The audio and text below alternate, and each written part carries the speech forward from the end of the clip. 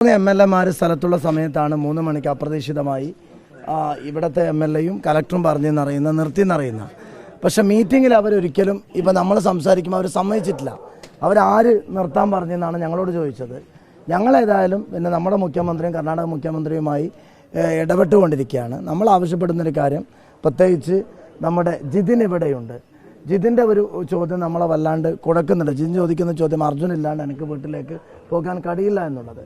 നമ്മളെ സംബന്ധിച്ചിടത്തോളം ഇപ്പോഴും ഞങ്ങൾ ആവശ്യപ്പെട്ടപ്പോൾ അവർ പറഞ്ഞത് നാളെയും തെരച്ചിൽ തുടരുന്നുണ്ട്. അപ്പോഴും ഇവിടെ കലക്ടർ വെക്കുന്നൊരു കാര്യം, ഞങ്ങൾക്ക് മുങ്ങാനുള്ള സംവിധാനം, പുഴയുടെ 8 നോട്ട്സ് വെള്ളമുള്ളത് കൊണ്ട് ഞങ്ങൾക്ക് അതിന് സംവിധാനമില്ല.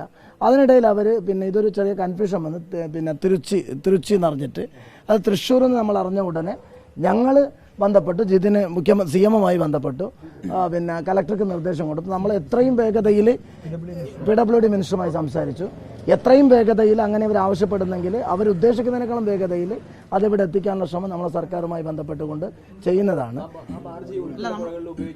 അല്ല, നമ്മൾ ഈ ചർച്ച തുടങ്ങിയപ്പോൾ തന്നെ അത് തൃശ്ശൂരാണ് എന്ന് തൃശ്ശൂരാണെന്ന് പറഞ്ഞപ്പോൾ തന്നെ നമ്മൾ പറഞ്ഞു അത് എത്തിക്കാൻ വിത്തിൻ 24 hours. കാരണം അതിൻ്റെ പ്രൊസീജിയർ ഉണ്ട്. കാരണം ഇവിടുത്തെ ജില്ലാ കളക്ടർ അവിടെ ജില്ലാ കളക്ടറുമായിട്ട് ബന്ധപ്പെട്ട പ്രൊസീജിയർ നടപടികളുണ്ട്. നിങ്ങളത് ചെയ്താൽ മതി.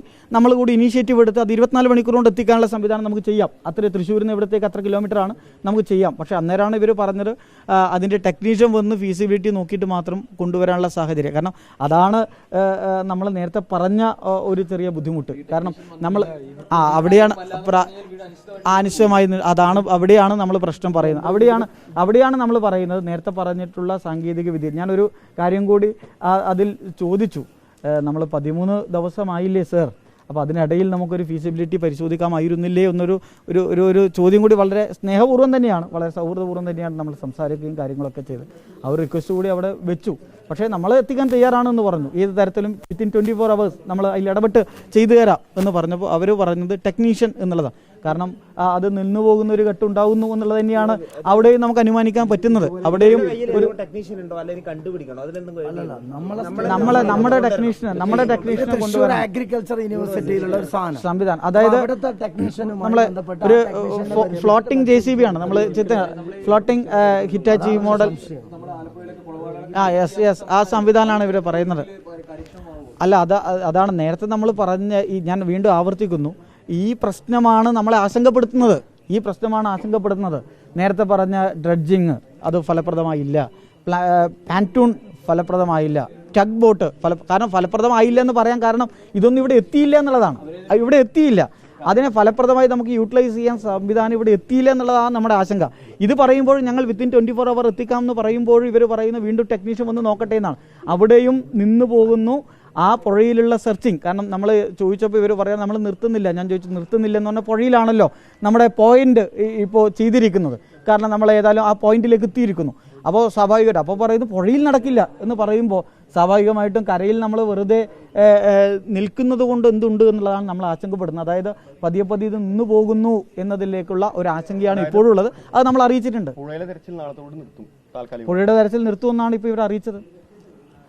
അവിടെയാണ് നമ്മുടെ ആശങ്ക പറയുന്നത്. ഇത് നിർത്തിപ്പോകുന്നോ എന്നുള്ള ആശങ്ക നമ്മൾ പറയാം. അത് കണ്ടിന്യൂ ചെയ്യണം എന്നുള്ളതാണ്, നിർത്തരുത് എന്ന ആവശ്യമാണ് നമ്മൾ ഈ യോഗത്തിലും ഇപ്പോൾ ആവശ്യപ്പെട്ടുകൊണ്ടിരിക്കുന്നത്.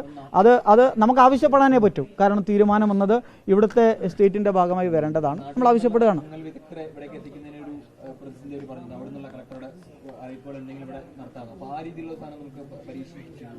അല്ല, അതിൽ നമ്മളല്ലല്ലോ അതിൻ്റെ ഒരു ഡിസിഷൻ എടുക്കേണ്ടത്. അവിടെയാണല്ലോ അതിൻ്റെ പ്രശ്നം. ഞാൻ പറഞ്ഞു നേരത്തെ തന്നെ മിനിസ്റ്റേഴ്സ് പോലും ഇവിടെ വന്ന് ക്യാമ്പ് ചെയ്തെടുത്ത തീരുമാനം പോലും നടപ്പിലാക്കപ്പെടുന്നില്ല എന്നൊരു ആശങ്ക നമ്മളത് ഞാൻ പറയുമ്പോഴും ആവർത്തിക്കുന്നു. ഒരു ആ ഒരു ആശങ്കയിലേക്കാണ് എന്നുള്ളതാണ് ഞാൻ നേരത്തെ പ്രതികരിച്ചതാണത്. ആ ഒരു ആശങ്കയിലേക്കാണോ എന്നുള്ളതാണ്. അത് നമ്മളിപ്പോഴും അത് ഇവരുടെ ശ്രദ്ധയിൽ പെടുത്തി നിർത്തരുത്, പുഴയിൽ തന്നെ സെർച്ച് നടത്തണം. പക്ഷെ താൽക്കാലികമായി നിർത്തുന്നു എന്ന് പറഞ്ഞാൽ ആ ഒരു ആശങ്കയുണ്ട്. പുഴ തെളിയൽ ഇവിടെ ഒരു പ്രശ്നം നിൽക്കുന്നത്, ഇവിടുത്തെ ഒരു നാട്ടുകാരൻ തന്നെ നേരത്തെ സംസാരിച്ചപ്പോൾ പറഞ്ഞത് പുഴ തെളിയ സെപ്റ്റംബറിലാണ് എന്നാണ്.